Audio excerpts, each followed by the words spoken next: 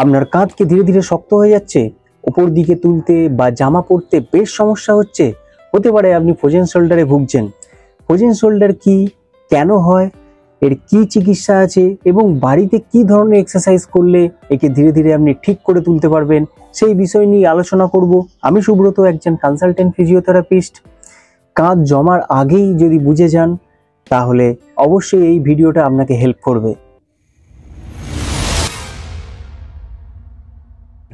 Frozen শোল্ডারকে চিকিৎসার ভাষায় adhesive capsulitis বলা হয়। এই অবস্থায় আমাদের কাঁধ ধীরে ধীরে শক্ত ও তীব্র ব্যথা অনুভব হয়। সাধারণত 40 থেকে 60 বছর বয়সের মধ্যেই এটি লক্ষ্য করা যায়। মেয়েদের ক্ষেত্রে বেশি লক্ষ্য করা যায় এবং যাদের সুগার, থাইরয়েড আছে তাদের ক্ষেত্রে আরও বেশি লক্ষ্য করা গেছে। এছাড়াও যাদের স্ট্রোক হয় বা হার্টের সমস্যা, হাত একদম নড়াচড়া করতে পারে না, সেক্ষেত্রেও এই অ্যাডিসিভ ক্যাপসুলাইটিস ধীরে ধীরে তৈরি হয়। এই অ্যাডিসিভ ক্যাপসুলাইটিসকে 3টি স্টেজে ভাগ করা হয়েছে: freezing, frozen and throwing. Freezing stage, যখন আপনার ব্যথা শুরু হলো, ঠিক 60 ডিগ্রি থেকে 120 ডিগ্রি পর্যন্ত তুলতে গেলেই আপনার একটা ব্যথা অনুভব হবে, কিন্তু হাত অনায়াসে উঠে যাবে। এই অবস্থাকেই ফ্রিজিং স্টেজ বলা হয়। এই সময় ব্যথা অনুভব হবে কিন্তু মুভমেন্টে কোনো রকম অসুবিধা হবে না, আর এই জায়গাতেই সঠিক চিকিৎসার দরকার। এর পরের স্টেজ ফ্রোজেন। এই অবস্থায় হাতে যেমন ব্যথা থাকবে ঠিক সেরকম হাত তুলতেও আমাদের বেশ সমস্যা হবে। 90 ডিগ্রির পর থেকে আমাদের যেমন উপর দিকে হাত উঠতে পারবে না, ঠিক পেছন দিকে নিয়ে যেতেও বেশ সমস্যা হবে। এই অবস্থাটা চলে 4 থেকে 6 মাস। এই অবস্থাটাতেই মানুষ সবচেয়ে বেশি সমস্যা ফেস করে থাকে ফ্রোজেন শোল্ডার বা অ্যাডিসিভ ক্যাপসুলাইটিসের ক্ষেত্রে। 3 নম্বর থ্রোয়িং ফেজ। এই জায়গা থেকে হাতের ব্যথা ধীরে ধীরে কম হতে থাকে এবং মুভমেন্টও আস্তে আস্তে মানুষ অ্যাচিভ করতে থাকে। তো এই অবস্থাটাও চলে 6 থেকে 24 মাস পর্যন্ত। একটা দীর্ঘ সময় ধরেই এই ফ্রোজেন শোল্ডার আমাদের শরীরের মধ্যে চলতে থাকে।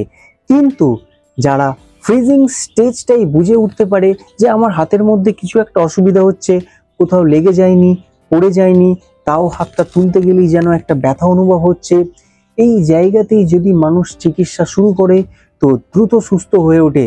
কিন্তু আমাদের দুর্ভাগ্য, আমাদের ক্লিনিকে যে সকল পেশেন্ট আসে সবাই 2, 3, 4 মাস ক্রস করে ফ্রোজেন স্টেজ নিয়ে আসে। সেই সময় হাত না উপর দিকে ওঠে, না পেছন দিকে যায় এবং তীব্র ব্যথা অনুভব হয়। আর তার মধ্যে যদি সুগার এবং থাইরয়েড থাকে তাহলে ট্রিটমেন্টে আরও ডিলে হয়ে যায়।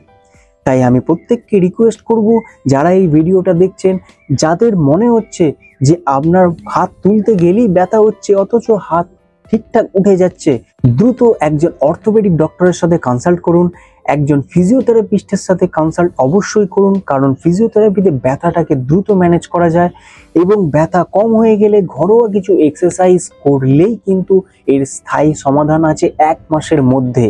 কোনো রকম সমস্যায় পড়তে হবে না। কি সেই এক্সারসাইজ, চলুন দেখে নেবেন। সর্বপ্রথম পেন্ডুলাম এক্সারসাইজ করব।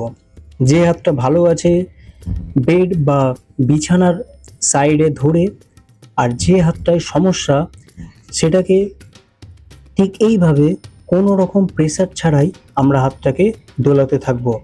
1-2 মিনিট এইভাবে দোলানোর পরে একবার ফ্লেক্সন এক্সটেনশনে দোলানো হবে, একবার হরাইজন্টালি অ্যাডাকশনে দোলানো হবে। এর ফলে আমাদের জয়েন্টের মধ্যে যে রেস্ট্রিকশান আছে সেটা আস্তে আস্তে আস্তে আস্তে লুজ হবে। এরপর আমরা ধীরে ধীরে সার্কামডাকশন করব, ক্লকওয়াইজ আর অ্যান্টি ক্লকওয়াইজ।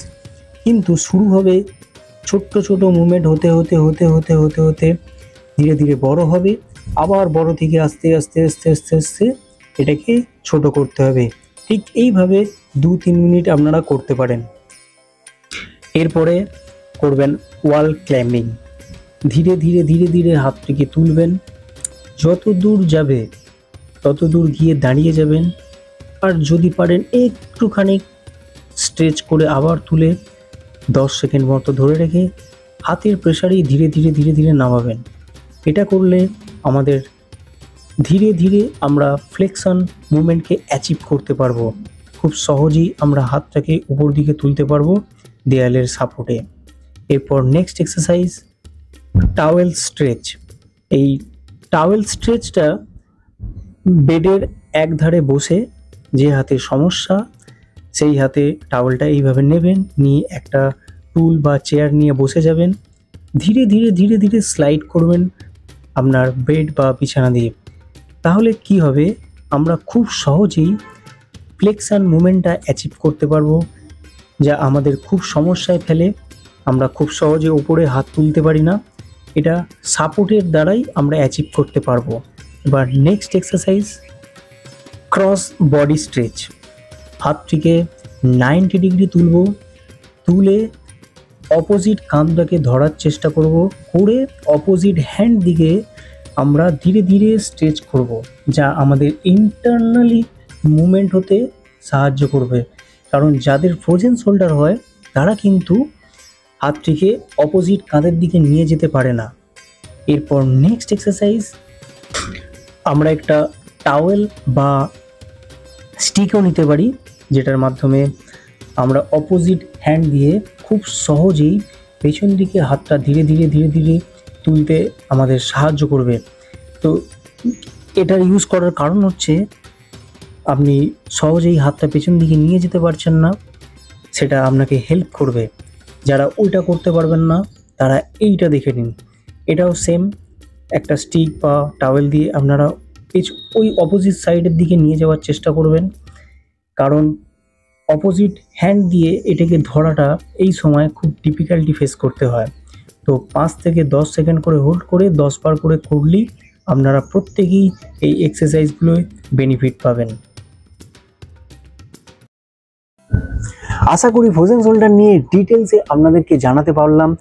যদি ফ্রোজেন শোল্ডার নিয়ে কোনো রকম জিজ্ঞাসা থাকে অবশ্যই কমেন্ট বক্সে জানাবেন, আমি উত্তর দিয়ে দেবো। আর যদি ভালো লেগে থাকে অবশ্যই চ্যানেলটি এগিয়ে নিয়ে যাওয়ার জন্য সাবস্ক্রাইব করে দেবেন, প্রিয়জনকে শেয়ার করতে ভুলবেন না, কারণ এই ধরনের সমস্যা দিন দিন বেড়েই চলেছে। আজকের মতো এখানেই শেষ করলাম। সুস্থ থাকুন, ভালো থাকুন, ধন্যবাদ।